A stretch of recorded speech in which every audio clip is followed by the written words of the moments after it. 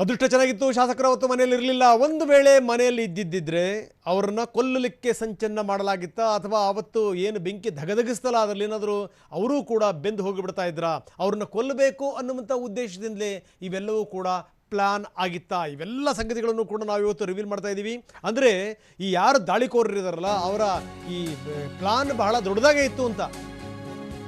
ಗಲಭೆ ದಿನ ಅಖಂಡ ಶ್ರೀನಿವಾಸ ಮೂರ್ತಿ ಒಂದು ವೇಳೆ ಮನೆಯಲ್ಲಿ ಇದ್ದಿದ್ರೆ ಬದುಕ್ತಾನೇ ಇರಲಿಲ್ಲ. ಗಲಾಟೆ ವೇಳೆ ಶಾಸಕರ ಹತ್ಯೆಗೆ ಮಹಾ ಪ್ಲಾನ್ ನಡೆದಿತ್ತು. ದೊಡ್ಡ ಸ್ಕೆಚ್ ಅನ್ನು ಹಾಕಲಾಗಿತ್ತು. ಆವತ್ತು ಏನಾದರೂ ಅಖಂಡ ಶ್ರೀನಿವಾಸ ಮೂರ್ತಿ ಸಿಕ್ಕಿಬಿಟ್ಟಿದ್ದಿದ್ರೆ ಅವ್ರನ್ನ ಕೊಲ್ಲಲಿಕ್ಕೆ ಪ್ಲಾನ್ ಮಾಡಲಾಗಿತ್ತು. ಶಾಸಕರನ್ನ ಗುರಿಯಾಗಿಟ್ಟುಕೊಂಡೇನೆ ಕೊಂಡರು ದಾಳಿ ಮಾಡಿದ್ರು. ಅಖಂಡ ಮನೆಯಲ್ಲೇ ಇದ್ದಾರೆ ಅನ್ನುವಂಥ ಪ್ಲಾನ್ನಲ್ಲಿ ಗಲಭೆಕೋರರು ದಾಳಿ ಮಾಡಿದ್ರು. ಆದರೆ ಅದೃಷ್ಟವಶಾತ್ ಶಾಸಕರು ಮನೆಯಲ್ಲಿರಲಿಲ್ಲ. ಈ ದೊಡ್ಡ ಪ್ಲಾನ್ ಅನ್ನು ಇಟ್ಕೊಂಡೇನೆ ಇವರು ಈ ಭಯಾನಕವಾದಂಥ ಅಟ್ಯಾಕ್ ಅನ್ನು ಮಾಡಿದ್ರು. ಆದರೆ ಶಾಸಕ ಅಖಂಡ ಮನೆಯಲ್ಲಿ ಯಾರೊಬ್ರು ಕೂಡ ಇರಲಿಲ್ಲ ಅವತ್ತು. ಅದೃಷ್ಟ ಚೆನ್ನಾಗಿತ್ತು. ಮನೆಯಲ್ಲಿ ಏನಾದರೂ ಇದ್ದಿದ್ದಿದ್ರೆ ಖಂಡಿತ ಉಳಿತಿರ್ಲಿಲ್ಲ. ಅಷ್ಟರ ಮಟ್ಟಿಗೆ ದೊಡ್ಡ ಪ್ಲಾನ್ ಇತ್ತು. ಗಲಭೆ ದಿನ ಏನಾದ್ರು ಅಖಂಡ ಶ್ರೀನಿವಾಸ ಮೂರ್ತಿ ಮನೆಯಲ್ಲಿ ಇದ್ದಿದ್ದಿದ್ರೆ ಬದುಕ್ತಾನೆ ಇರಲಿಲ್ಲ.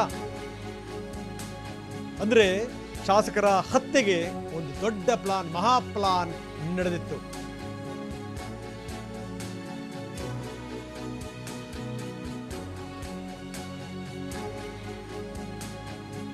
ಟೀಮ್ಗಳು ಸಾಕಷ್ಟು ಅವಲೋಕನ ಮಾಡಿದ್ವು, ಸಾಕಷ್ಟು ಪ್ಲಾನ್ಗಳನ್ನು ಮಾಡಿದ್ವು. ಬಂದ್ರು ಹೋದ್ರು. ಅದಾದ್ಮೇಲೆ 3ನೇ ಬಾರಿ 2ನೇ ಬಾರಿ ಬಂದು ದೋಚ್ಕೊಂಡೆಲ್ಲ ಆಮೇಲೆ ಬೆಂಕಿ ಇಟ್ಟಿದ್ದು. ಅಖಂಡ ಮನೆಯಲ್ಲೇ ಇದ್ದಾರೆ, ಅಲ್ಲಿ ಇಲ್ಲಿ ಎಲ್ಲೋ ಸೇರ್ಕೊಂಡಿರ್ತಾರೆ ಅನ್ನುವಂಥ ಪ್ಲಾನ್ನಲ್ಲೇ ಗಲಭೆಕೋರರು ದಾಳಿ ಮಾಡಿದ್ರು. ಆ ಪ್ಲಾನ್ ಇಟ್ಕೊಂಡೇ ಈ ಭಯಾನಕ ಅಟ್ಯಾಕ್ ಆಯ್ತು. ಆದ್ರೆ ಅದೃಷ್ಟ ಚೆನ್ನಾಗಿತ್ತು. ಶಾಸಕರು ಇರಲಿಲ್ಲ, ಶಾಸಕರಿಗೆ ಸಂಬಂಧಪಟ್ಟಂತವ್ರು ಯಾರು ಕೂಡ ಇರಲಿಲ್ಲ. ಒಂದು ವೇಳೆ ಯಾರಾದರೂ ಮನೆಯಲ್ಲಿ ಇದ್ದಿದ್ರೆ, ಅದರಲ್ಲೂ ವಿಶೇಷವಾಗಿ ಶಾಸಕರು ಮನೆಯಲ್ಲಿ ಇದ್ದಿದ್ರೆ ಅವರು ಬದುಕ್ತಾನೆ ಇರಲಿಲ್ಲ. ಅಂತ ಒಂದು ಭಯಾನಕವಾದಂಥ ಪ್ಲಾನ್ ರೆಡಿ ಆಗಿತ್ತು. ನೋಡಿ, ಒಬ್ಬ ಜನಪ್ರತಿನಿಧಿಯನ್ನ ಹತ್ಯೆ ಮಾಡಲಿಕ್ಕೆ ಈ ರೀತಿ ಪ್ಲಾನ್ಗಳಾಗ್ತವೆ ಅಂತಂದ್ರೆ ಇದಕ್ಕೆ ಏನು ಹೇಳ್ತೀರಿ ನೀವು? ಆವತ್ತೇನಾದರೂ ಅಖಂಡ ಶ್ರೀನಿವಾಸ ಮೂರ್ತಿ ಸಿಕ್ಕಿಬಿಟ್ಟಿದ್ದಿದ್ರೆ ಅವ್ರನ್ನ ಕೊಲ್ಲುವಂತ ಪ್ಲಾನ್ ನಡೆಸಲಾಗಿತ್ತು.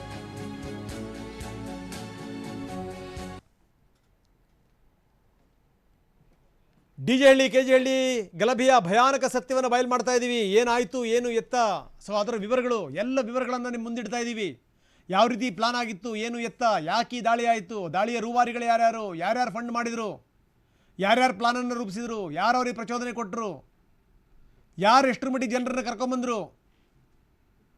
ಒಂದು ವೇಳೆ ಆವತ್ತು ಈ ಬೆಂಕಿ ಇಡುವಂಥ ಸಂದರ್ಭದಲ್ಲಿ, ಲೂಟಿ ಮಾಡುವಂಥ ಸಂದರ್ಭದಲ್ಲಿ ಶಾಸಕರು ಸಿಕ್ಕಿಬಿಟ್ಟಿದ್ದಿದ್ರೆ ಏನಾಗ್ತಾ ಇತ್ತು? ಹಾಗಾದರೆ ಈ ಮಹಾ ಪ್ಲಾನ್ಗೆ ಶಾಸಕರೇ ಬಲಿಯಾಗಬೇಕಾಗಿತ್ತು.